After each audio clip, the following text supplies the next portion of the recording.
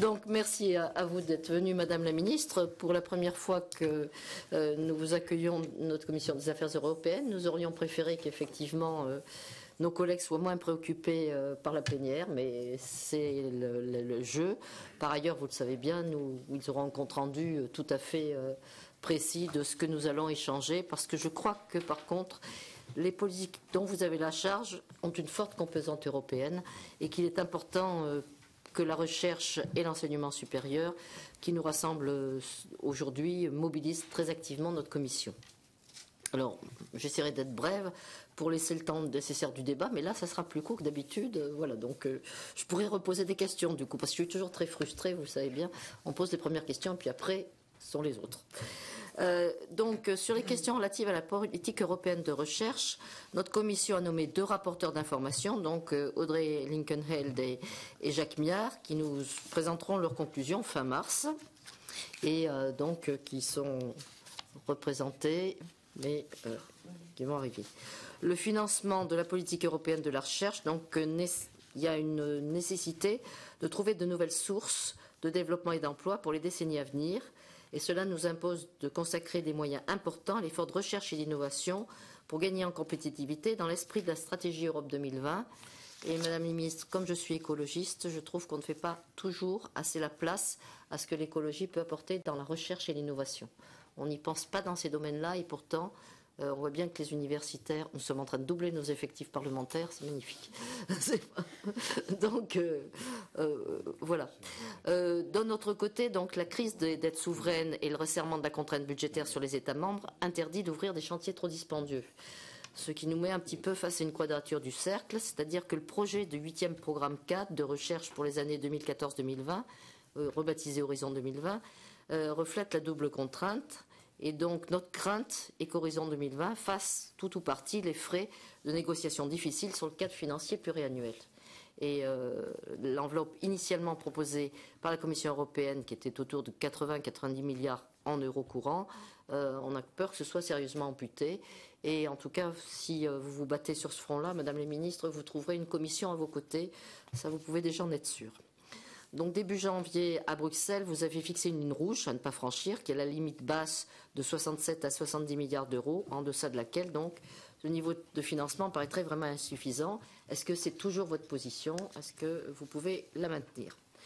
Alors, deuxième question, celle de la recherche énergétique. Comme je suis écologiste, ça ne vous étonnera pas que je commence par rappeler que nous sommes 2 ans après Fukushima, 20 ans après Tchernobyl, que les États-Unis ferment un certain nombre de centrales nucléaires parce qu'elles sont pleines de micro-fissures, que donc la sûreté nucléaire reste une dimension forte, pas forcément financée, et les faits ont montré que des situations exceptionnelles et imprévisibles peuvent remettre en cause, hélas, les idées établies, d'autant que le coût de ces opérations est quand même considérable. Donc, nous savons bien le débat en France et il est complexe, mais il me semble que entamer ensemble la réflexion sur un bon mix énergétique avec une mutation nécessaire vers davantage non seulement d'efficacité énergétique mais d'énergie renouvelable nous permettrait, j'allais dire, de débattre sur cette partie tranquille de nos échanges et de nos travaux et que ce choix courageux pourrait avoir un effet vers un bon mix sur la recherche énergétique justement, qui est une des choses qui paraît extrêmement importante. Donc, est-ce que les orientations des programmes 4 de recherche Horizon 2020 et Euratom prennent suffisamment en compte, à votre avis, la considération de ces 2 impératifs? Le développement du brevet unitaire, qui est un sujet d'actualité européenne forte, qui certes ne touche pas que votre ministère, mais le concerne cependant beaucoup. Le brevet européen effet unitaire, ça nous paraît effectivement une logique de coopération renforcée, puisque 25 États vont se doter de ce brevet unitaire, et que ce sera valable sur tout le territoire de l'Union, sauf l'Italie et l'Espagne, qui rejoindront peut-être un jour, je l'espère.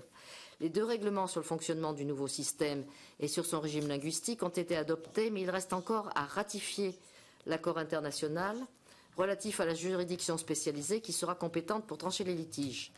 Donc, à votre avis, à quel moment l'Assemblée nationale sera-t-elle saisie de ce dossier? Le français serait l'une des 3 langues utilisées dans ce nouveau système avec l'anglais et l'allemand.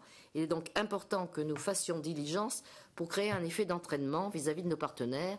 Et de ce point de vue-là, Mme Nickenheld et M. Miard ont déjà présenté un rapport en novembre et seront très attentifs à votre réponse sur ce sujet-là. Même s'ils ne sont pas là physiquement, ça leur sera rapporté. Donc, autre sujet que suit attentivement notre commission et qui a nommé notre collègue Sandrine Doucet rapporteur, vous l'avez cité tout à l'heure, Madame la Ministre, c'est le programme Erasmus, qui rencontre un vif succès. Et en tant qu'ancienne eurodéputée, je me permets de rappeler qu'Erasmus, c'est aussi un outil qui tire d'autres programmes qu'on oublie toujours. Moi, en son temps, j'avais beaucoup suivi le programme Socrates. Voilà, Sandrine arrive. On parle d'Erasmus et elle arrive. C'est magnifique. Je vous assure que cette commission est extraordinaire. Voilà, c'est pas, voilà. Donc, on est juste à ce point-là hein, du sujet. Donc, Erasmus, c'est vraiment la machine qui en tire d'autres, si je puis dire, et vraiment au sens le plus positif du terme.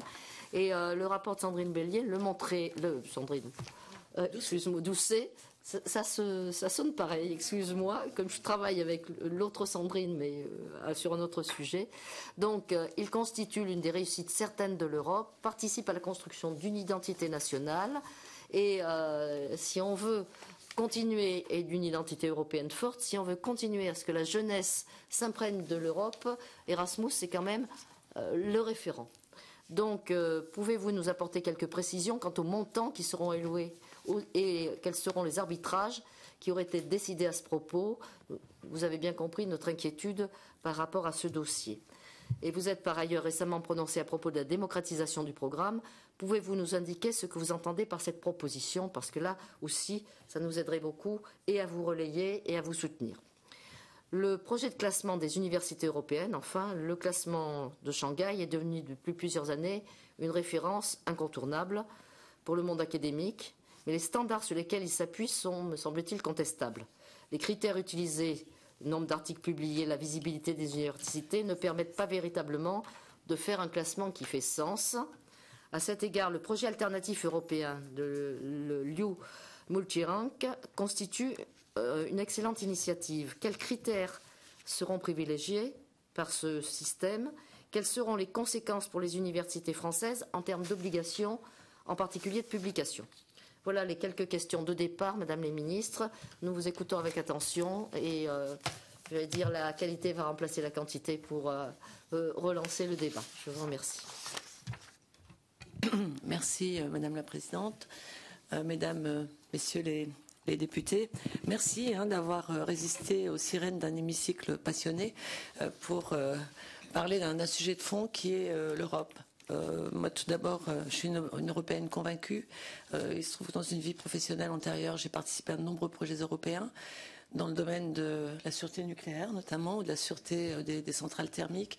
Donc l'Europe, c'est vraiment quelque chose pour moi d'important, d'indispensable et d'indissociable de tout programme d'innovation, de recherche, d'enseignement supérieur.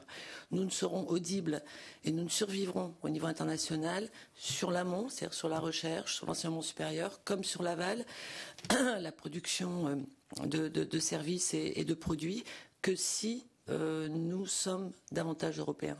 Le niveau européen est essentiel pour survivre dans un milieu, celui de l'innovation, celui de la qualification, qui est maintenant totalement mondial. Totalement mondial. L'économie de la connaissance, c'est devenu vraiment le facteur de compétitivité le plus important. On peut alléger tous les coûts salariaux que l'on veut si on n'a pas le contenu, si on n'a pas cette qualité de la formation, cette qualité de la recherche et ce mécanisme de transfert vers l'industrie, eh bien, les efforts que l'on aura consentis en matière d'allègement sur les coûts du travail n'auront servi à rien. Donc, je suis vraiment convaincue que c'est le cœur du cœur pour répondre à votre question et être en écho de votre engagement à tous en faveur de l'Europe.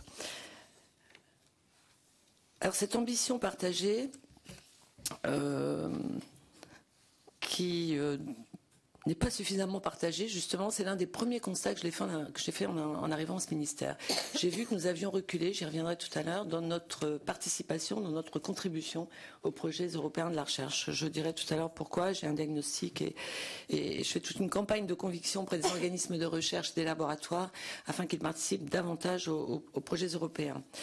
Ce qui m'a frappé tout d'abord dans gouvernement et dans le premier contact que nous avons eu avec l'Europe, c'est cette volonté affirmée par le président de la République immédiatement de dire oui à la maîtrise des dépenses publiques, mais on marche sur 2 pieds et dans le même temps, il faut un pacte de croissance qui s'appuie sur l'innovation et la compétitivité par la qualité. Donc ce fameux pacte de croissance, je dois dire que j'étais très étonnée de voir que des commissaires aussi libérales, il faut le dire, que Mère Geoghegan-Quinn, qui est la commissaire recherche, que d'autres commissaires m'ont dit, premier contact avec l'Europe en tant que ministre, m'ont dit...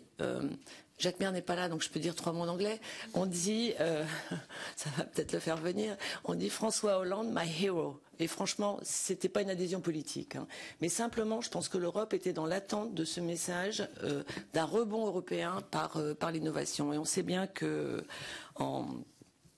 en fondement d'innovation, il y a forcément une élévation du niveau de qualification et une recherche de grande qualité, que ce soit la recherche fondamentale ou la recherche technologique. Voilà pourquoi ma volonté, qui était déjà forte, a été encore décuplée et j'ai eu à cœur de mettre en harmonie notre agenda stratégique de la recherche. À vrai dire, il n'y en avait pas de stratégie de la recherche. J'ai mis au défi quiconque aujourd'hui de dire quelles sont les 4 ou 5 ou 6 grandes priorités de la France en matière de recherche. On a une recherche d'une excellente qualité, mais on n'a pas d'agenda stratégique, j'allais dire non pas central, la recherche c'est pas le Gosplan, mais d'agenda de formalisation d'un agenda stratégique. Vous parliez, puisque c'est l'une de vos préoccupations, même de vos convictions, de la nécessité d'indiquer plus clairement la préférence, j'imagine, à la transition énergétique, aux énergies renouvelables, à l'efficacité énergétique, mais de fait, il y a énormément de recherche dans le domaine, mais à aucun endroit on a une mutualisation ou un inventeur, une base de données de ces recherches qui nous permettent d'en évaluer le niveau. Tout est beaucoup trop diffus et nous avons beaucoup trop de couches. On parle du millefeuille de l'enseignement supérieur et de la recherche, on en parle aussi pour d'autres sujets, mais je vais me concentrer sur celui qui relève de mes compétences et véritablement ça nous empêche d'avoir une vision globale et du coup ça nous empêche de nous projeter à l'horizon 2020, précisément 2020, dans un agenda stratégique. Donc l'une de mes premières décisions en matière de recherche, c'était de dire nous allons mettre en place un agenda stratégique qui soit harmonisé avec celui d'horizon 2020. Donc dans les défis qui sont formalisés dans Horizon 2020, les 7 piliers, il y a la lutte contre le réchauffement climatique, il y a la lutte contre les pandémies, l'accompagnement du vieillissement, il y a donc l'efficacité énergétique, je l'ai dit, il y a les énergies renouvelables, il y a le numérique en thématique transversale, il y a le développement des technologies, parce que pour atteindre, y compris les objectifs environnementaux qui nous tiennent tous à cœur, quelles que soient nos convictions, je pense qu'on se sent tous concernés par l'avenir de la planète, eh bien il faut des technologies. Donc il y a en transversal aussi ce qu'on appelle les KETS, les Key Enabling Technologies, alors j'ai essayé de le traduire, les technologies génériques capacitantes. Alors quand on essaie de le traduire, ça fait un peu québécois, je m'excuse, mais voilà, ce sont les technologies clés en fait qui permettent d'accélérer les découvertes scientifiques. Et ces technologies clés, je les ai citées, sont les biotechnologies, les nanotechnologies, tout dans le domaine de la santé, tout ce qui se termine en omique, la protéomique, la génomique. Voilà. Et puis en transversal également les sciences humaines et sociales qu'il ne faudrait surtout pas oublier et qui concernent aussi le dialogue sciences-société pour lequel, je dois dire, notre pays n'est pas parmi les premiers en Europe. On a vu l'organisation des débats publics nous a montré assez récemment que nous ne possédions ni la méthode, ni même, je dirais, la culture ou l'état d'esprit. Donc c'est un sujet sur lequel nous devons nous améliorer. Donc l'agenda stratégique de la recherche que je prépare actuellement, qui sera inscrit dans la loi sur l'enseignement supérieur et la recherche, une seule loi sur 2 sujets qui sont forcément très imbriqués, est en train de se mettre en place en harmonisation avec les 7 piliers qui comportent quand même donc des thématiques qui vous intéressent particulièrement, mais dont le budget est de près de 7 milliards d'euros tout de même. Donc c'est pas complètement anodin au niveau de l'Europe. Nous sommes en train de préparer cet agenda national totalement harmonisé avec les alliances. Alors les alliances, vous savez, ce sont les regroupements thématiques de toute notre recherche nationale. Donc il y a l'énergie, là aussi ça recoupe quasiment les 7 piliers. Il y a la santé, l'énergie, l'environnement, les sciences humaines et sociales, tout ce qui concerne les technologies de l'information et de la communication. Donc on voit bien qu'on est à peu près dans les mêmes thématiques. Et nous allons travailler davantage avec l'Assemblée nationale, avec les parlementaires, avec le Sénat, via l'Office parlementaire d'évaluation des choix scientifiques et technologiques, qui est un organisme que je connais bien pour y avoir participé pendant 5 ans et qui sera associé très en amont avec un conseil stratégique de la recherche qui sera installé auprès du Premier ministre et dont j'aurai la maîtrise par délégation, la présidence par délégation du Premier ministre, donc qui vont monter ensemble cet agenda stratégique. Donc l'intérêt, c'est que ça va être davantage harmonisé avec l'Europe. Puis on voit bien que tous ces défis dont j'ai parlé, la lutte contre les pandémies, l'accès aux ressources, l'efficacité énergétique, les énergies renouvelables, ils n'ont pas de frontières. Donc si on veut être bon à l'international, si on veut traduire en emploi et en filière toute la qualité de notre recherche, eh ben, il faut absolument passer par la case Europe. C'est pas très, c'est un peu réducteur que de dire ça, mais il faut absolument acquérir une dimension européenne. Donc le ministère de l'Enseignement supérieur et de la Recherche, vous l'aurez compris, a fait le choix de l'Europe dans une perspective de compétitivité par la qualité. Et nous avons fait le choix aussi d'inscrire l'enseignement supérieur et la recherche, non pas dans un monde un peu à part, comme on le voit trop souvent, mais au cœur du redressement de notre pays, redressement économique, redressement social, redressement écologique, environnemental. Alors maintenant, on en vient aux finances. C'est quand même important et vous avez fait part de vos préoccupations. Vous savez que le cadre financier pluriannuel pour la période 2014-2020 n'est pas complètement stabilisé. Là aussi, je crois que notre pays a montré qu'il voulait avancer sur 2 pieds, la cohésion sociale et la PAC d'un côté, et puis la compétitivité, l'innovation, la recherche, la mobilité étudiante de l'autre. Donc, nous avons été d'ailleurs les seuls, je crois, ou au moins les premiers, à avoir accepté la proposition de 983 milliards d'euros proposée par Herman Van Rompuy à l'issue du Conseil des 22-23 novembre dernier et à plaider pour un soutien équilibré à toutes les politiques de l'Union. Donc la France est vraiment européenne. Ce sont plutôt nos partenaires historiques. Je pense en particulier à notre voisin allemand et je pense à un partenaire qui hésite un peu en ce moment, le Royaume-Uni, qui ont plutôt demandé une maîtrise de ce budget et une baisse de ce budget. Donc il n'est pas question de sacrifier la connaissance à la cohésion. D'ailleurs, je pars du principe que la connaissance, mettre les priorités sur l'université, l'enseignement supérieur, les échanges scientifiques, l'innovation, c'est mettre la priorité sur les emplois d'aujourd'hui et de demain. Donc c'est un facteur aussi de cohésion sociale. Et l'opposition qu'on fait souvent entre la politique de cohésion et la politique d'innovation ou de connaissance, l'économie de la connaissance, est complètement artificielle. Si on n'arrive pas à créer des emplois, à créer des emplois et à monter en gamme nos produits, nos services industriels par l'innovation, on n'aura pas de cohésion parce qu'on n'arrivera pas à créer des emplois. Donc tout cela en réalité est complètement lié. Donc nous avons soutenu un équilibre et en ce qui me concerne mon secteur de compétences, ça veut dire le soutien au programme Horizon 2020 et à ses 7 piliers, le soutien à des programmes, donc on pourra peut-être en discuter à ITER, à Euratom, on en a parlé, à GMES Copernicus, dans le secteur de l'espace, Galileo, Erasmus pour tous, je reviendrai, et sur ce programme et sur le nom auquel je tiens, mais auquel un certain nombre de mes collègues tiennent aussi. Et d'ailleurs, le Premier ministre a rappelé devant l'Assemblée nationale en septembre dernier, je crois, toute l'importance qu'il accordait au programme d'innovation européen. Alors aujourd'hui, où en est la discussion budgétaire? J'étais hier à Bruxelles, je fais partie des ministres qui sont très souvent à Bruxelles et je vois très souvent mes homologues européens parce que je pense que c'est aussi comme ça qu'on construit une Europe de la recherche. Et ce que défend la France, c'est le maintien d'ITER et de GMES dans le budget de l'Union européenne et à l'intérieur, une intégration à l'intérieur des budgets de façon à ce que ces programmes de moyen et long terme puissent avoir une certaine constance et une certaine visibilité. Préserver le budget européen d'ITER à hauteur de 2 milliards 700 millions d'euros. J'ai vu le commissaire Oettinger à Cadarache il y a 15 jours et il était relativement optimiste là-dessus. GMES qui était envisagé à 3 milliards 850 millions d'euros alors que nous avions demandé 4 milliards et demi d'euros. Donc là, il y a un petit fossé pour lequel nous nous battons pour le réduire. Et le budget d'Erasmus est aujourd'hui à 15 milliards d'euros, mais avec une partie, nous le verrons, proposée avec des prêts. Donc 15 milliards d'euros, ça veut dire une augmentation significative pour la période par rapport à la période 2007-2013, donc une amplification qui va nous permettre un ciblage pour les étudiants issus de milieux les plus modestes. À bientôt.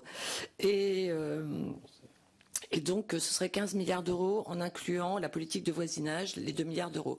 Cela dit, rien n'est stabilisé encore. Vous savez qu'il y a encore des ajustements qui se font. Et la proposition de H2020, donc ce qui a remplacé le programme cadre, au départ, la proposition de Van Rompuy, c'était 80 milliards d'euros et demi. Nous en sommes aujourd'hui autour de 70 milliards d'euros, ce qui sera encore un progrès par rapport à la période précédente, ce qui ne répond pas complètement aux ambitions que nous avions. Mais ça ferait quand même plus 20% par rapport à la période 2007-2013. Donc si on arrive à stabiliser à 70 milliards d'euros, on s'en sortirait pas trop mal pour les secteurs qui m'intéressent. Il y a aussi dans ce programme une extension de l'assiette à la recherche technologique et à l'innovation. Vous savez que la Commission européenne était extrêmement attentive à ce que l'assiette de la recherche se limite à la recherche amont et n'aille pas trop vers la recherche et développement industriel. Je crois qu'il y a eu une prise de conscience de l'Europe dernièrement que la compétition et la compétitivité de notre industrie par l'innovation n'était pas à l'intérieur de l'Europe, mais davantage à l'extérieur de l'Europe, avec les pays émergents, avec l'Asie. Et c'est une prise de conscience assez récente, tout comme est récente la prise de conscience de l'Union européenne, de dire que la croissance ne pourra pas se faire si nous perdons notre industrie. Moi, j'avais entendu, il y a une dizaine d'années, même il y a 5 ans, l'Europe dire que vouloir maintenir l'industrie, la production industrielle sur nos territoires, c'était archaïque. Je crois qu'on ne dit plus ça. On s'aperçoit que quand on ne met pas l'Europe, l'industrie au cœur de notre développement, eh bien ensuite sont nos emplois en amont, la recherche, la conception, puis nos emplois en aval, les services qui suivent la production. Donc je crois qu'il y a eu une inflexion heureuse, bien que tardive, de l'Europe. Et du coup, il y a une volonté... il y a une volonté de l'Europe d'élargir l'assiette de la recherche et les programmes comme les KETS, ou bien la mise en place d'un institut européen de la technologie nous démontre que la recherche technologique est maintenant intégrée dans les programmes européens. C'est une nouveauté. La recherche technologique, c'est celle qui est au plus proche de l'industrie, donc celle qui immédiatement irrigue l'industrie et permet ainsi de maintenir des emplois puis de créer de nouvelles filières dont on a bien besoin. Alors nous avons reculé en Europe, j'aborderai Erasmus après, nous avons reculé en France dans les programmes européens. Nous sommes passés, je cherche les chiffres précis parce que j'ai mis tellement longtemps à les avoir, voilà. Nous sommes le 2e contributeur, j'ai du mal à avoir des chiffres stabilisés. Ça aussi c'est assez significatif de notre... manque finalement de focus sur l'Europe, parce que pour avoir des chiffres vérifiés, validés et stabilisés, je peux vous dire que c'est un chemin de croix. Donc nous sommes les 2e contributeurs pour tous les programmes de R&D d'innovation. Après l'Allemagne, nous contribuons à 16,5%, l'Allemagne 19,7%, mais nous sommes que le 3e bénéficiaire du 7e PCRD et surtout avec une baisse. Nous émargeons seulement à 11,4% en termes de retour. Donc il faut comparer 11,4% de retour par rapport à 16,5 de recettes, alors que nous étions à peu près à un pourcentage similaire lors de l'avant-dernier PCRDT. Donc ça veut dire qu'il faut faire mieux pour H2020. Alors pourquoi est-ce que nous avons reculé?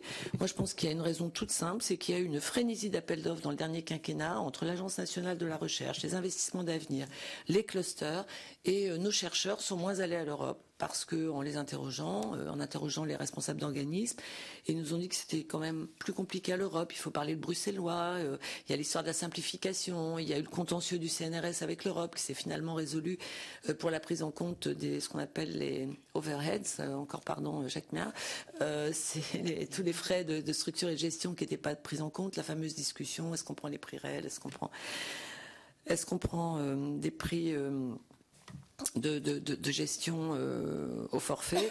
Bref, tout cela a dissuadé les équipes d'aller à l'Europe. Je rappelle que la Suisse, qui n'est pas vraiment européenne, pour 1 euro investi dans le dernier PCRDT, retire 3 euros en termes de projet.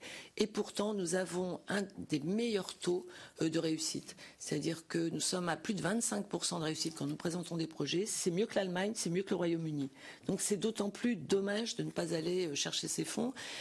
Pas seulement pour des raisons financières, encore que la ministre que je suis dans la période est attentive à la diversification des sources de financement, mais surtout parce que ça veut dire qu'en refusant de parler bruxellois, eh bien nous sommes moins présents, si notre culture est moins présente, donc nous nouons moins de partenariats. Quand on est présent à l'Europe, ça veut dire qu'ensuite ça devient naturel de travailler avec nos partenaires européens. Et puis nous faisons valoir une certaine culture d'universalité, d'intérêt général. Nous sommes moins bons en lobbying, mais ça veut dire qu'on est aussi plus ouverts. Donc je trouve vraiment dommage à tout point de vue que nous soyons moins présents à l'Europe. Donc j'ai fait plusieurs réunions de sensibilisation déjà avec les organismes de recherche, organisé une rencontre avec Megan Quinn, participé à plusieurs réunions avec la conférence des présidents d'université en présence de Madame Vassiliou, fait venir Madame Vassiliou au ministère pour mener une réunion de travail sur l'Institut européen d'innovation et de la technologie, enfin le IT. Donc voilà, j'essaie d'être vraiment extrêmement présente et surtout de faire le lien entre les organismes de recherche, les universités et l'Europe pour faciliter finalement les partenariats. Nous avons fait une réunion d'information sur les quêtes. J'ai eu plusieurs réunions de travail avec mes homologues européens en Allemagne. Sur l'espace, j'ai beaucoup travaillé avec les Allemands pour parvenir à une position convergente qui nous a amené à annoncer Ariane 6. Alors je peux vous dire que c'était pas gagné d'avance, ni au niveau national d'abord, ni au niveau européen. Bref, il faut une volonté extrêmement forte pour arriver à regagner ces points, mais je pense que nous allons y arriver. Je me suis aussi battue, en convainquant certains de mes collègues, pour la simplification. Parce que la simplification facilite l'accès aux financements européens, des PMI-PME, mais aussi des organismes de recherche publique. Et c'était le but de la réunion de travail que j'avais organisée avec les responsables d'organismes publics et la commissaire européenne. Donc nous avons gagné sur la simplification, mais c'est pas complètement gagné parce que ça doit être ratifié par le Parlement européen. Et on a une contre-offensive, je vous le dis pour ceux qui en ont entendu parler, d'un élu allemand, d'un député allemand, Monsieur Heller, qui vient de produire un rapport anti-simplification, alors même que mon homologue Annette Chavan est favorable comme moi et avait signé la même lettre, s'est battu avec moi pour la simplification. Donc à l'Europe, c'est long, c'est vrai, rien n'est jamais gagné. On peut gagner au niveau de la conviction des ministères, puis ensuite il faut expliquer au Parlement. Donc moi je suis tout à fait d'accord pour vous faire passer peut-être davantage d'informations et faire en sorte que vous facilitiez aussi ce travail transversal. Je suis allée rencontrer à plusieurs reprises les élus européens, les députés européens français, pour passer tous ces messages et faire en sorte qu'on aille tous dans le même sens. Je fais en sorte aussi de pousser les feux de la recherche technologique. Pourquoi ? Parce qu'en France, nous sommes à un peu plus de 5% de recherche technologique contre près de 20% aux États-Unis et en Allemagne. La recherche technologique, c'est celle qui en Allemagne est transférée par les Fraunhofer. Il faut faciliter, en gros, la relation entre la recherche fondamentale et les entreprises. Et ça se fait pas naturellement. Quand vous êtes une PMI-PME, que vous allez dans un laboratoire de recherche, ce que vous voyez, c'est toujours pareil. Vous voyez des gens qui font des algorithmes compliqués, avec des courbes compliquées, derrière un ordinateur.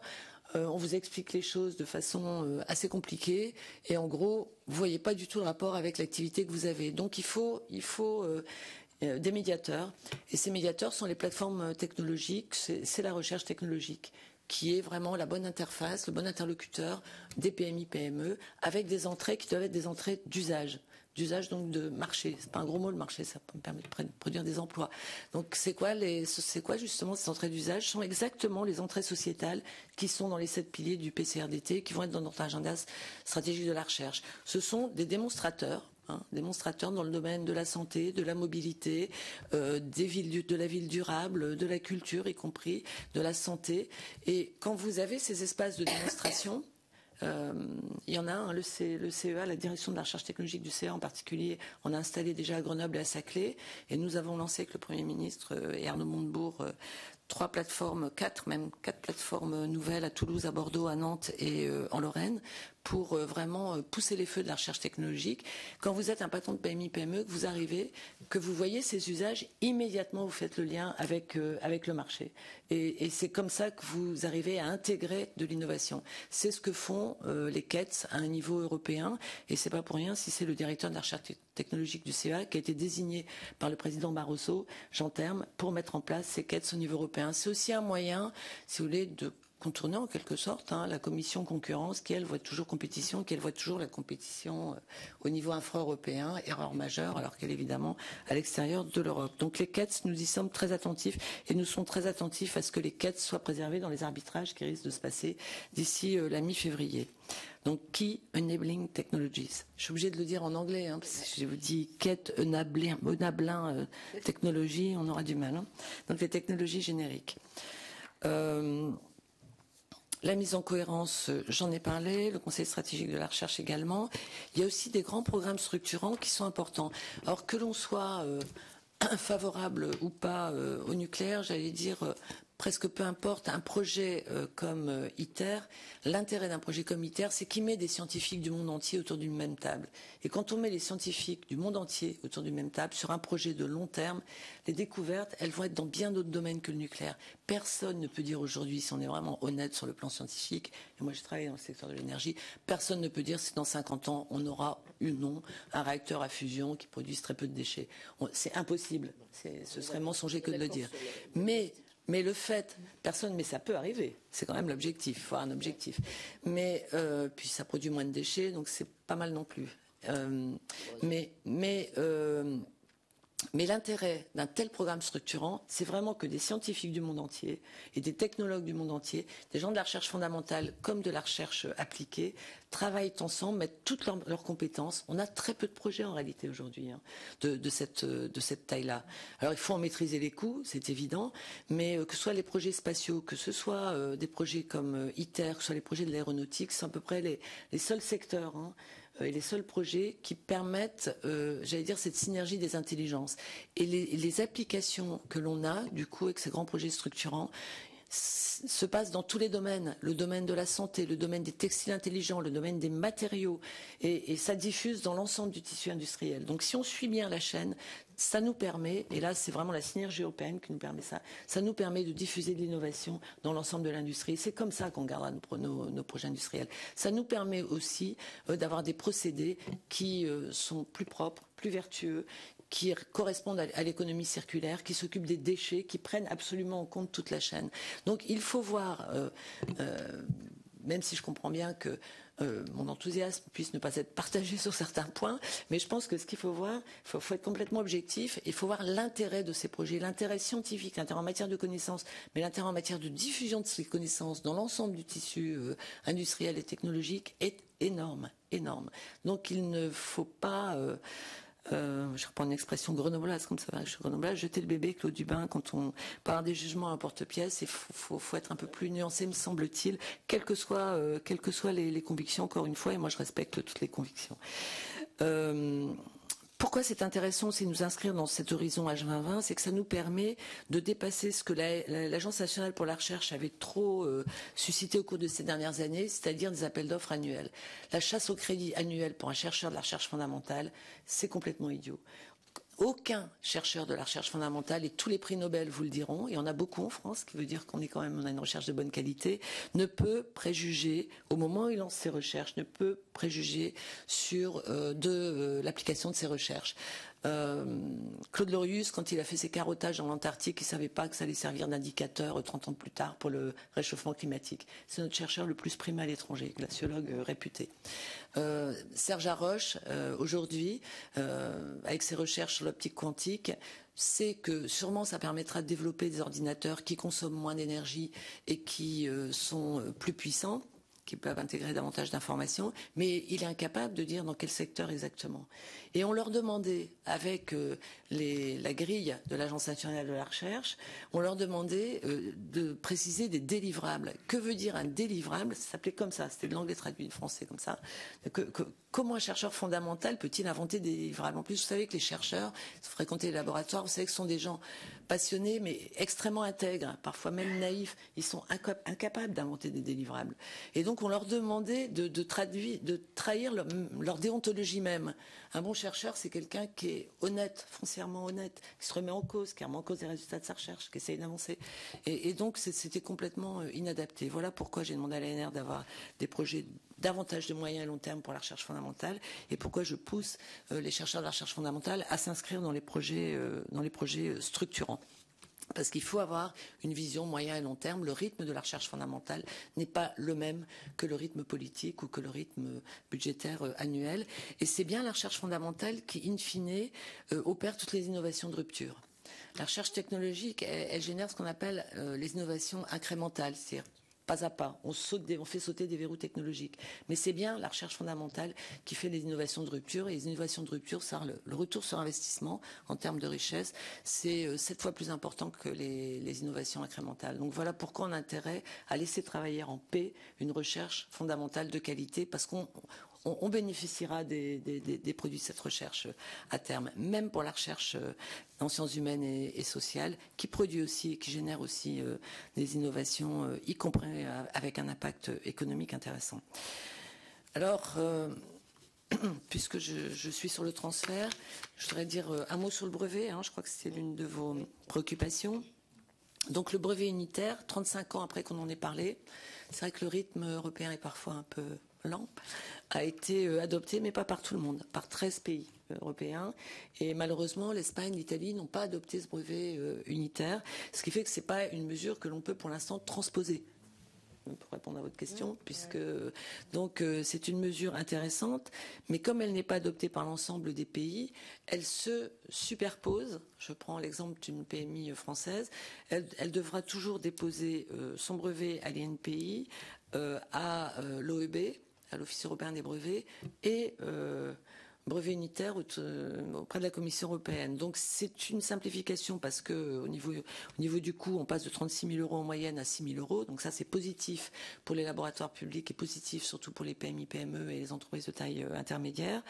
Mais l'idéal, le travail n'est pas achevé. Il faut arriver à convaincre, en particulier nos collègues italiens et espagnols, d'aller vers ce brevet unitaire qui permettra une transposition, une simplification.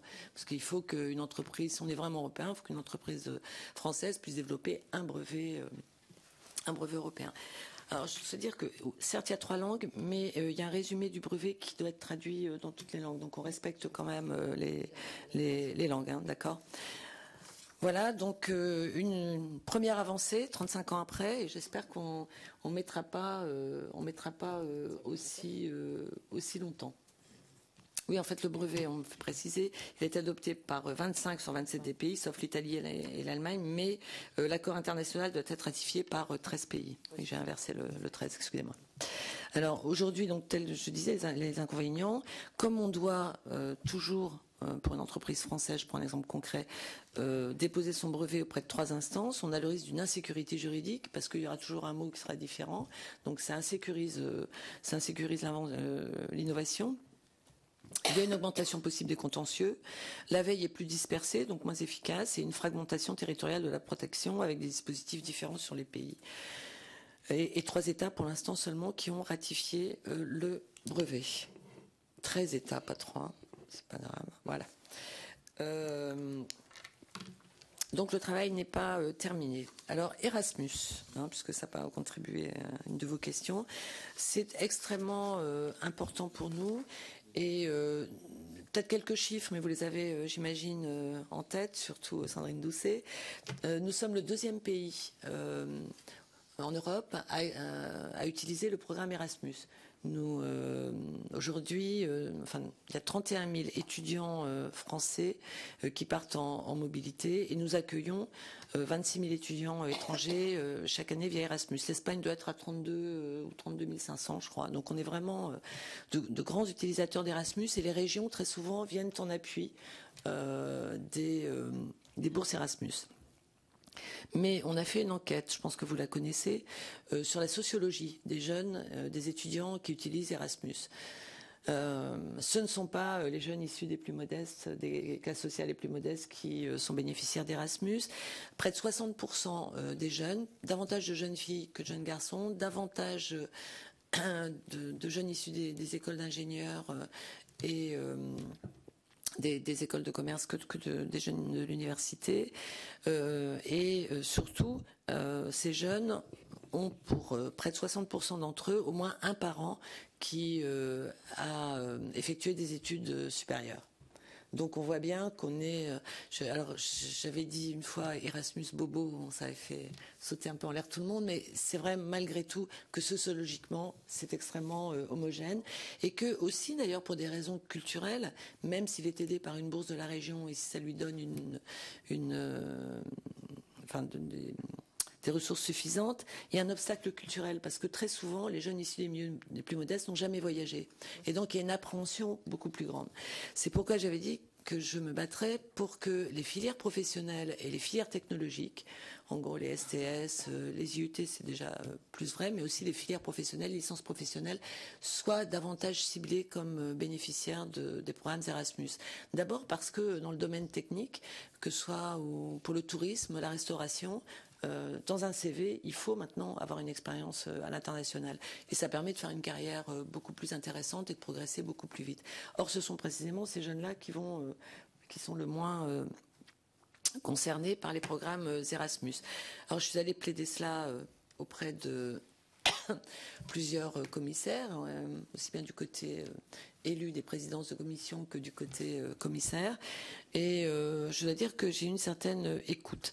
Il faut pas relâcher la pression, puis ça dépendra naturellement du niveau finalement obtenu pour le financement d'Erasmus. Si on reste à 15 milliards avec 2 milliards d'euros pour le voisinage, je pense qu'on peut arriver. Il y avait déjà un programme à l'Europe, oui, programme apprenti, un programme pour les apprentis, mais ça n'a pas été très, très bien utilisé par un certain nombre de pays, dont la France. Donc il faut absolument démocratiser ce programme.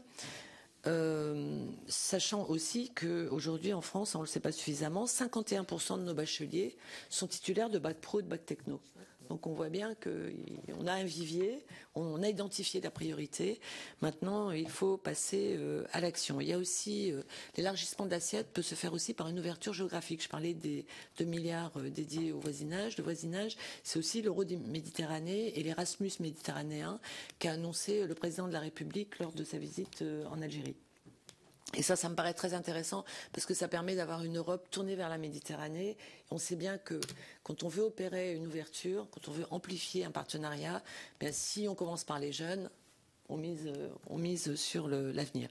Alors on se bat pour Erasmus pour tous. On se bat aussi pour le maintien du label Erasmus, qui a été maintenu pour le programme étudiant, mais qui a été remplacé par Yes Europe, Yes pour Youth Education Sport, par la volonté de la présidente, Madame Pack, Madame Doris Pack, et je peux vous dire que c'est quelqu'un de très volontaire, qui arrive à faire voter les membres de sa commission, s'ils veulent avoir des rapports. Non, pas obligé de le mettre au PV, mais c'est quelqu'un d'assez déterminé, qui est à l'Europe depuis près de 27 ans, donc qui connaît absolument toutes les procédures, et qui a ses craintes, assez redouté, je dois dire. Et on m'a demandé de la rencontrer pour monter à l'assaut de Mme Pack. Ça aussi, on n'est pas obligé de le mettre dans ces termes. Voilà. Mais c'est vraiment ça. Hein. J'étais mandatée de plusieurs côtés. Et moi, je trouve que Yes Europe, enfin, on peut vendre des hamburgers quoi, avec Yes Europe. C'est trivial. Alors que Erasmus, il y a quand même un contenu culturel. C'est presque devenu une marque, quoi, un label. Enfin, on a tout ça en tête, pas seulement par l'auberge espagnole, le film de Cédric Kaplich, mais aussi parce que c'est vraiment devenu le symbole de l'Europe, presque. Donc d'ailleurs, on a bien vu, c'était le cheval de Troie qui était montré par tous ceux comme moi qui voulaient défendre les programmes d'innovation et de recherche à l'Europe. On montrait Erasmus, on disait qu'Erasmus allait être fragilisé, tellement Erasmus est quelque chose qui est approprié par tous. Voilà, donc j'ai convaincu mes collègues européens, mes homologues, y compris David Willets, le ministre anglais de la Recherche, qui, comme j'ai dit souvent, a dit non à Yes Europe. Donc, quand Madame Pack m'a dit que c'était un réflexe franco-français, j'ai dit, non, j'ai 10 signataires, et pas des moindres, puisque même David Willets dit qu'il ne veut pas de Yes Europe. Donc, si vous avez l'occasion de relayer ce combat, là aussi, c'est pas pour me faire plaisir, mais je pense que c'est important aussi. Hein, les noms et les symboles ont leur importance. Alors, ce pourquoi nous battons aussi, c'est pour diminuer ce qui a été proposé par Madame Vassiliou, pas tellement par conviction, mais parce qu'elle voulait sauver le programme Erasmus et son amplification. Une partie du programme Erasmus, 4 milliards et demi, 4,6%, pardon, excusez-moi, 4,6% des 15 milliards, est proposée sous forme de prêt, de garantie de prêt. Nous n'y sommes pas très favorables parce que nous pensons que c'est pas bon d'endetter les étudiants. Moi, je vous renvoie, bien sûr, le système américain très différent. Les frais d'inscription américains sont extrêmement élevés. Le président Barack Obama a fini de rembourser son prêt étudiant 4 ans avant d'avoir été élu président des États-Unis.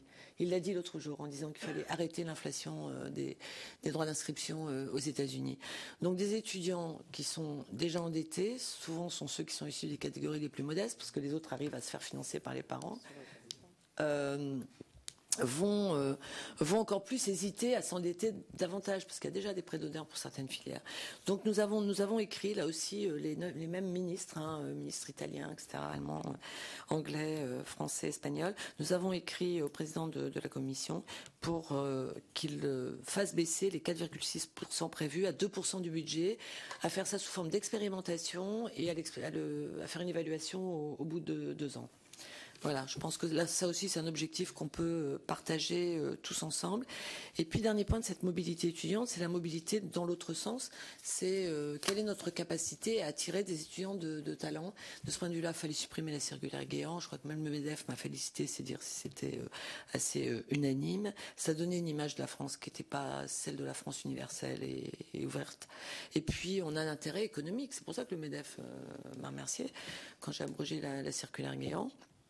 31 mai dernier, c'est que 41% des doctorats sont le fait d'étrangers qui passent leur doctorat en France. Et quand on sait qu'on n'a pas suffisamment de docteurs en France, en particulier de docteurs ingénieurs, ça montre bien à quel point il faut continuer à accueillir des étudiants étrangers. Voilà pour Erasmus. Donc je pense que ça répond en grande partie à votre question.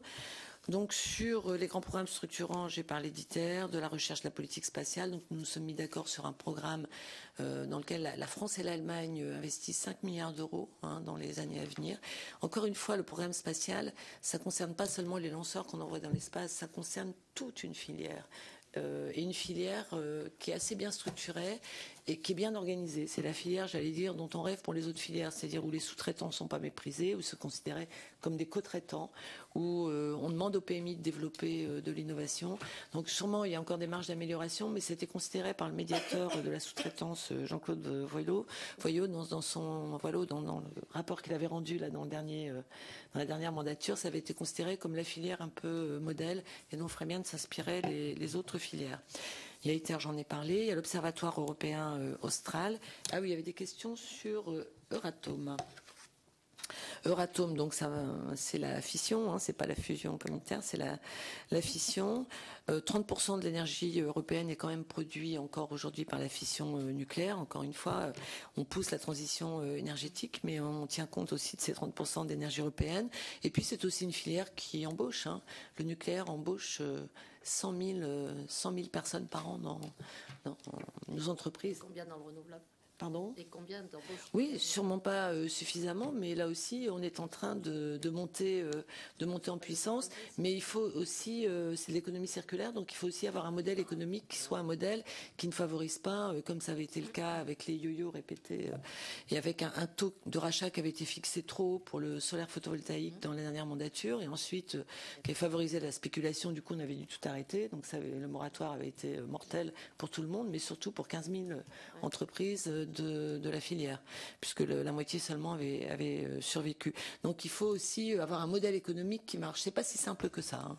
C'est pas si simple que ça. Il faut s'inspirer des bonnes pratiques, puis il faut tenir face au dumping de la Chine. Là, pour une fois, j'allais dire, l'Union européenne a bien réagi, puisque c'est la première fois que l'Europe réagit à une concurrence déloyale d'un pays à l'extérieur de l'Europe. Jusqu'à présent, ils avaient été davantage prompts à réagir dans la concurrence et à se mêler de la concurrence infra-européenne. La vraie concurrence, c'est bien qu'elle est ailleurs. Et les Chinois veulent casser le marché, veulent un monopole en fait du marché du solaire photovoltaïque en faisant un dumping absolument insoutenable. Donc c'est important là que la Commission européenne ait réagi, et je pense que vous y serez sensibles. Alors Euratom, les négociations pour le futur programme sont toujours en cours au Conseil. Ils ont commencé avec beaucoup de retard. Là aussi, hein, c'est le commissaire Oettinger qui suit tout ça. L'un des enjeux pour nous, ce sera le budget. 1,7 milliard d'euros qui est déséquilibré en défaveur des projets de R&D fission et radioprotection à l'avantage du Centre commun de recherche. Donc on essaye là aussi de rétablir des équilibres pour que Euratom ne soit pas désavantagé dans la discussion. Et puis le dernier point, c'est l'Observatoire européen austral, ESO, dont nous inaugurerons le programme ALMA en mars prochain et pour lequel je viens d'obtenir avec le soutien de mon collègue Laurent Fabius le déblocage par la France du projet de télescope géant, appelle le IELT, pour maintenir notre excellence européenne en matière d'astronomie. Donc nous partageons également avec l'Europe et avec les pays voisins des objectifs d'amener 50% d'une classe d'âge diplômée au niveau du supérieur. On est à 43% aujourd'hui. Et si on prend les critères européens, puisque nous, quand on dit qu'on est à 43%, on intègre les bac plus 2, les BTS et les DUT. Au niveau européen, le standard, c'est bac plus 3. Le standard, si on prend le standard européen, nous sommes à 32%, donc nous sommes en dessous de la moyenne européenne. À titre d'exemple, le Danemark est à 44%. Voilà, donc nous voulons amplifier le nombre de jeunes qui poursuivent leurs études, tout en démocratisant l'accès aux études par une meilleure orientation, en orientant davantage, vous le savez, hein, j'ai l'occasion de le dire, je le redis parce que ça s'inscrit aussi dans cette mise à niveau européenne, en orientant nos bacs techno davantage vers les IUT et les bacs pro davantage vers les sections STS, parce qu'aujourd'hui, ils viennent à l'université par défaut, ils ne sont pas du tout préparés. Il faut savoir qu'ils ont entre 6 à 7 fois plus de risques d'échec que les titulaires de bac généralistes. Donc c'est inacceptable sur le plan de la justice sociale, mais aussi sur le plan des dépenses publiques, puisqu'on les envoie à l'échec et dans le même temps, on finance des enseignants et tout un environnement qui, de fait, n'amène pas à la réussite. Voilà, je regarde vos questions pour voir si j'ai répondu à tout. Le nucléaire, les finances, pas assez de transition énergétique. Donc, je vous ai dit que ça faisait partie des 7 piliers que nous défendons. Le brevet européen, j'en ai parlé. Le classement des universités, voilà, c'était le dernier point. Moi, j'ai jamais été traumatisée par Shanghai, surtout que je sais comment ça se passe, le classement de Shanghai. Au départ, c'est 5 personnes qui ont fait du marketing, hein, très influencés par le système anglo-saxon, très reliés au système anglo-saxon. Et le but, c'est d'avoir des standards qui soient totalement calqués sur les systèmes et les organisations anglo-saxonnes et pas du tout calqués sur les systèmes européens, à l'exception du Royaume-Uni qui, lui, est sur des standards anglo-saxons.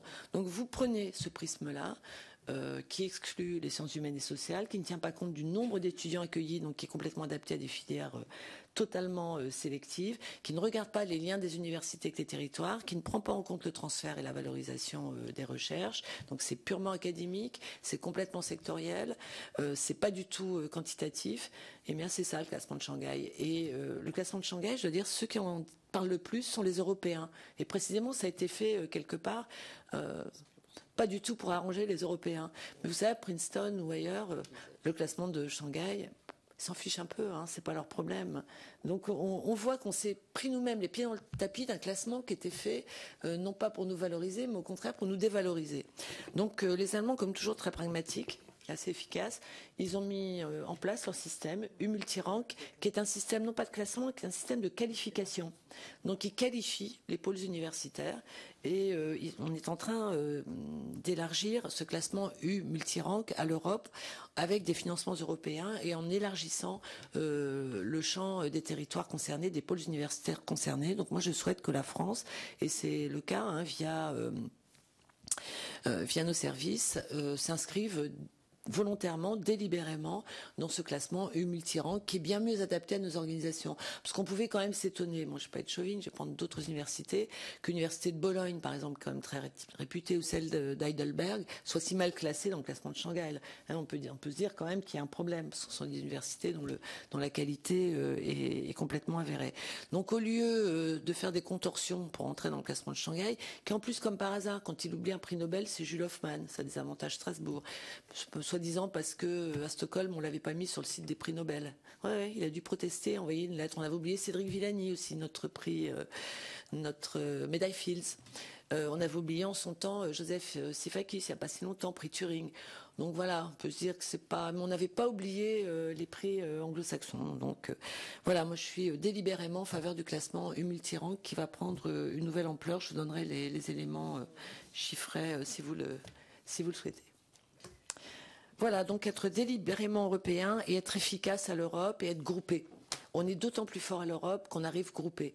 Donc l'Europe, ça doit nous servir aussi à simplifier le millefeuille, mais surtout au sein du millefeuille à nous retrouver dans des alliances, pas dans des structures nouvelles, mais dans des projets d'intérêt général. Merci beaucoup, Madame la Ministre, non seulement de ces réponses détaillées, mais de l'enthousiasme avec lequel vous les faites, hein, ce qui est tout à fait important pour nous. Alors, il y a Philippe Arnaud-Martin qui s'est inscrit.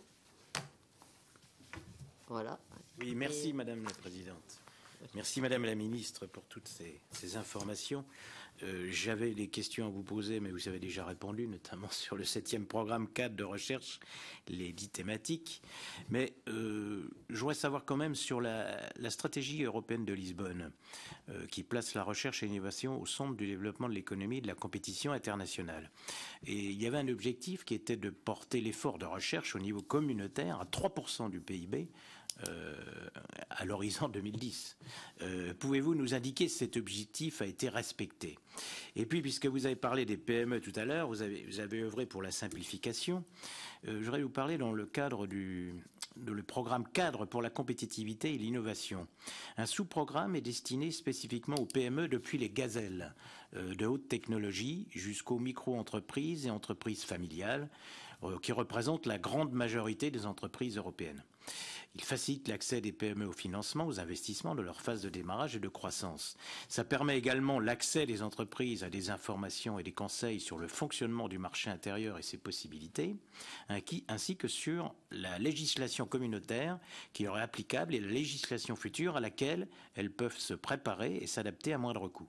Alors pouvez-vous nous indiquer le nombre d'entreprises qui sont concernées par ce dispositif et puis les moyens qui sont mis en œuvre par votre ministère pour promouvoir ce dispositif auprès de nos entreprises? Je vous remercie. Merci, Jérôme Lambert. C'est très gentil, mais j'ai bien conscience. D'abord, j'ai écouté Madame la Ministre avec un certain intérêt, enfin, pour pas dire beaucoup d'intérêt, mais c'est un peu idiot de dire ça, ça va de soi. Je remarque quand même que tu maîtrises tes dossiers vraiment d'une manière admirable. Hein. On fait beaucoup d'auditions ici, de différentes qualités, pas que des ministres d'ailleurs, mais je t'entendais et j'ai remarqué quand même à la fois la passion qui t'anime, mais aussi, je dirais, la qualité de tes propos, professionnalisme, je ne sais pas si on peut appeler ça comme ça, mais vraiment, ça fait plaisir d'avoir un ministre, il y en a d'autres, il n'y a pas que toi, mais bon, en tout cas qui s'attelle à sa tâche avec autant d'enthousiasme et on te souhaite de bonnes réussites. C'est vrai que le secteur dont tu t'occupes est essentiel pour notre avenir à nous tous. Donc c'est pour ça qu'ici on y attache beaucoup d'importance. Politique européenne, de ce point de vue-là, elle doit être meilleure. Comme elle doit être meilleure dans le domaine qui touche de près, qui est la politique industrielle, qui découle de cela. Voilà, donc je ne suis pas un spécialiste des questions de recherche, alors donc ce que j'ai pu entendre m'a fort intéressé, et encore une fois, je te remercie. Voilà. Alors, je vais vous poser une question, je vais être dans le rôle un peu du bémol, j'en suis désolée, mais il en faut aussi, hein, ça aide à une des premières choses qui m'a frappée dans votre intervention, que je trouve passionnante, et je rejoins tout à fait Jérôme, extrêmement précise et qui nous donne des vraies pistes, c'est que quand même, me semble-t-il, le 7e PCRDT était déjà, son titre officiel, sur la recherche en développement durable. Et que ce que vous nous avez expliqué d'absolument passionnant et de précis, c'est principalement ITER, dont on peut discuter du côté développement, même si l'aspect recherche, moi, ne me pose aucun problème. Hein, c'est une logique de recherche, c'est une logique de recherche. Mais tout ce qui est réellement l'alternance sur les recherches qui passent sur l'écologie. On est en train de travailler à l'heure actuelle, j'ai fait une communication il n'y a pas longtemps, par rapport à ce qui se passe autour de la biodiversité, avec le protocole de Nagoya, tout cela, qui apporte aussi des formes de recherche différentes. Donc c'est cet équilibre-là que j'aimerais entendre un tout petit peu plus, si vous êtes d'accord, Madame la Ministre. Là où je vous rejoins tout à fait, et je pense qu'on peut tous essayer d'ailleurs d'être cohérents et derrière vous, c'est qu'il ne faut pas hésiter à contacter Bruxelles, à discuter avec Bruxelles, et que la tendance française, c'est, me semble-t-il, en particulier parlementaires, et là c'est un appel pour que mes collègues continuent le travail, à être plus réactifs.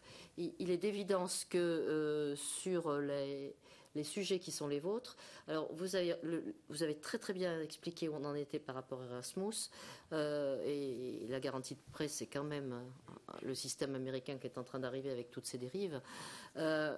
Il est d'évidence que vouloir élargir la sociologie, c'est essentiel. Et c'est pour cela que je vous avais référencé, mais on en a rediscuté avec Sandrine, sur d'autres programmes qui n'ont pas marché en France. J'ai pris Socrates parce qu'il était plutôt réservé justement aux élèves du technique. Donc à ceux qui sont le plus grand nombre de bacheliers, vous l'avez dit vous-même.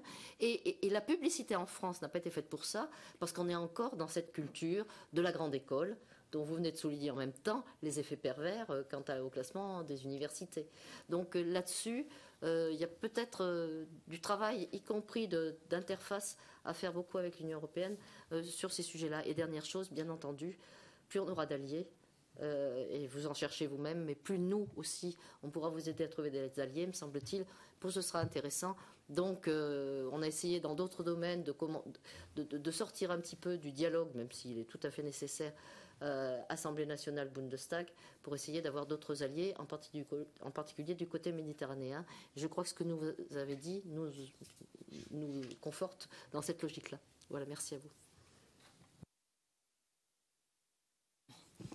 J'ai surtout vu beaucoup moins de convergence, mais peut-être que je suis un peu optimiste. Alors, sur la première question portée sur... Oui, sur l'objectif 3% de Lisbonne. En fait, l'objectif, il était que les pays d'Europe consacrent 3% de leur PIB à la recherche et au développement. Pas tout à fait 10 ans après, qu'observe-t-on ? L'Allemagne est à 2,89% de mémoire. La France est à plafonne depuis 10 ans exactement, à 2,28, entre 2,24 et 2,28. La France était montée le plus haut. Vous excuserez, c'est pas partisan, c'est vrai. C'était la dernière année du gouvernement de Lionel Jospin, on était à 2,28. Aujourd'hui, on est à 2,24. Voilà. Donc pour dire, on plafonne. Pourquoi est-ce qu'on plafonne? Alors j'ai regardé l'effort public, il est de 1,7, 1,8%,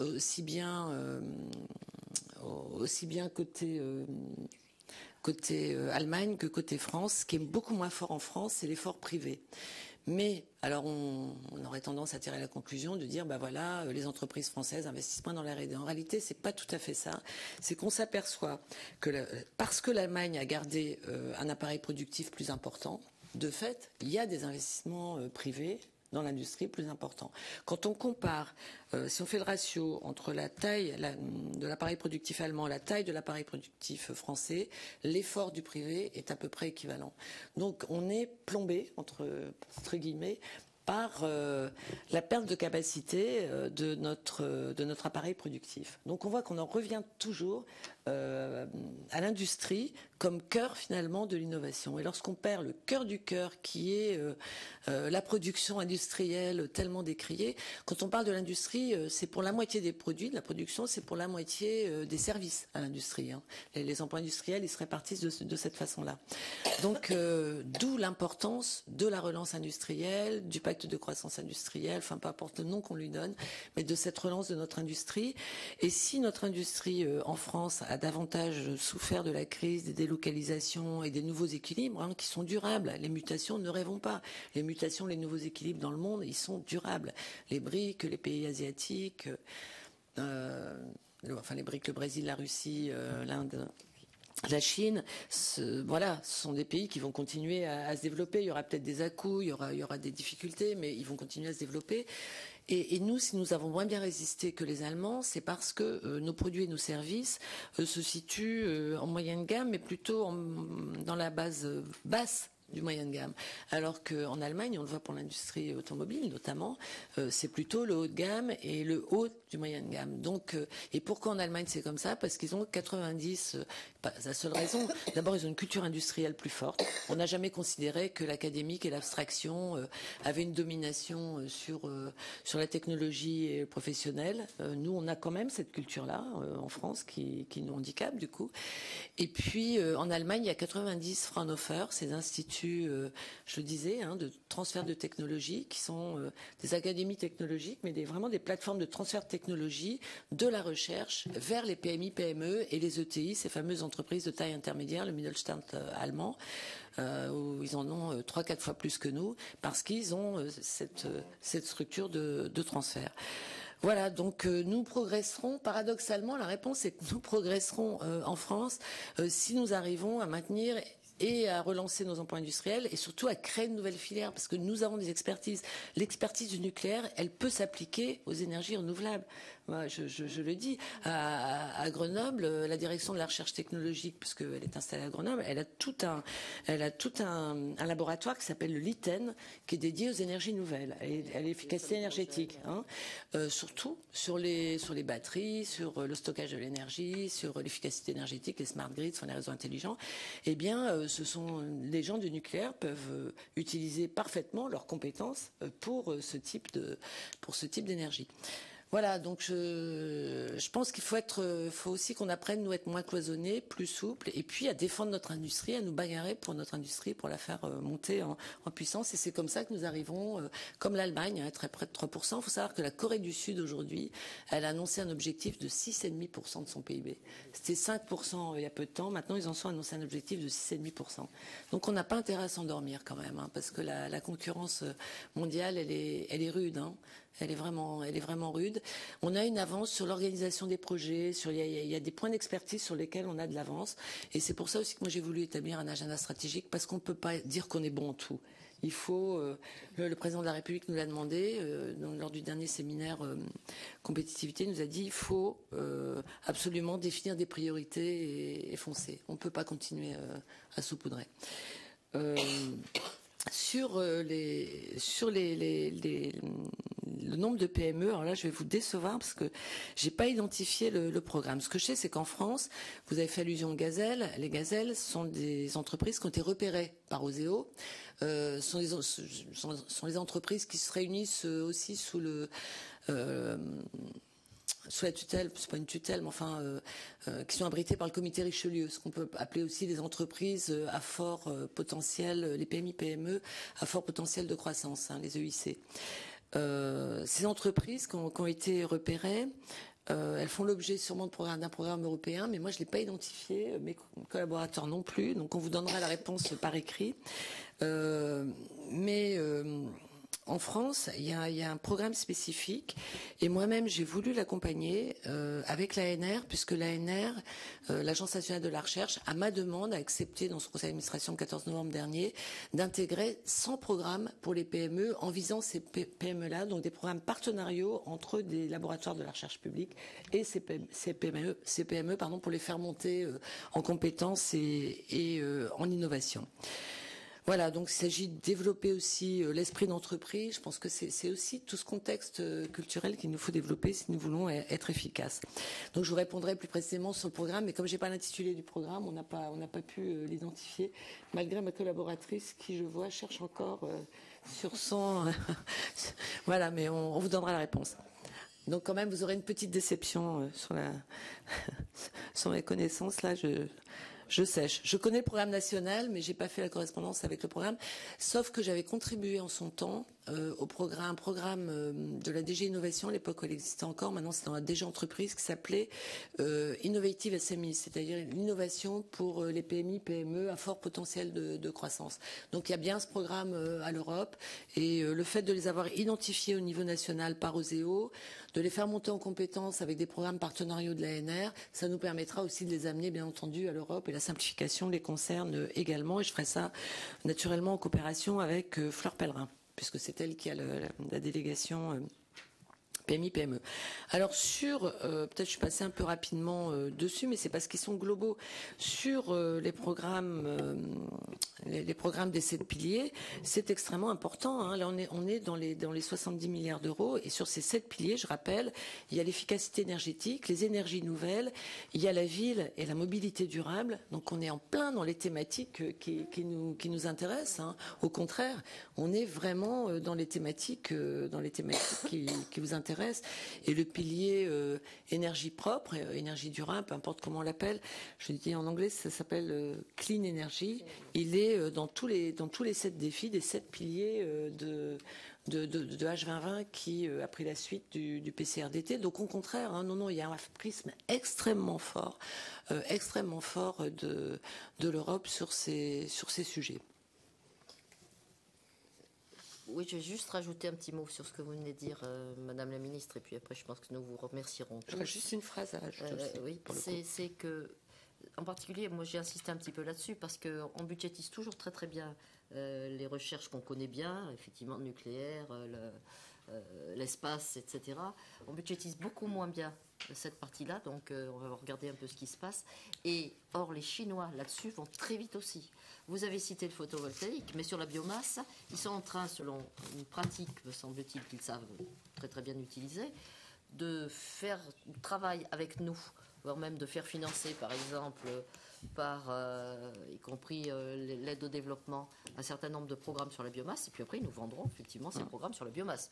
Donc, j'allais dire, plus nous serons aussi, me semble-t-il, costauds dans ces domaines-là, plus effectivement nous rééquilibrerons. Je suis d'accord avec vous, c'est pas entre pays européens que se fait la difficulté, devrait en tout cas se faire la difficulté, c'est bien avec des concurrents fort armés comme ceux-là. Il y a une différence qui vous aura pas échappé entre les pays développés que nous sommes et puis pays comme la Chine, c'est que la Chine a du cash. Donc elle peut tenir pendant 3 ans une politique de dumping, par exemple sur le solaire photovoltaïque. Ça, c'est pour le modèle économique. Mais pour répondre à la question, si les programmes nucléaires ou de l'espace sont ciblés, fléchés, c'est que ils ont été initiés il y a une quarantaine d'années. Donc il y a un modèle économique connu, il y a une continuité des programmes sur les énergies nouvelles, l'efficacité l'efficacité énergétique, on débute, on est en consolidation. On part pas de rien, hein, il y a quand même des choses qui existent, mais on est plutôt en consolidation. C'est pourquoi ils sont du coup moins structurés. Mais la volonté et encore une fois, le financement est là dans les 7 piliers H2020. Je voudrais dire aussi, j'ai parlé de l'espace tout à l'heure. Il faut savoir qu'il y a un satellite qui s'appelle Merlin, un joli nom, et qui lutte contre l'impact contre le changement climatique, en fait, puisqu'il identifie très précisément les émissions de gaz à effet de serre sur les territoires et également les émissions de méthane. Donc vous voyez que, y compris l'espace, contribue à la lutte contre le réchauffement climatique et identifie bien les territoires sur lesquels il faut faire porter davantage d'efforts. Voilà, merci beaucoup, même si l'actualité fait que vous êtes obligé de faire un peu des va-et-vient. Je vous remercie d'avoir eu la volonté d'être là malgré tout cet après-midi. Merci encore à vous, Madame la Ministre. Et puis je crois que quand nous aurons un peu plus avancé dans nos travaux, nous vous redemanderons peut-être une audition.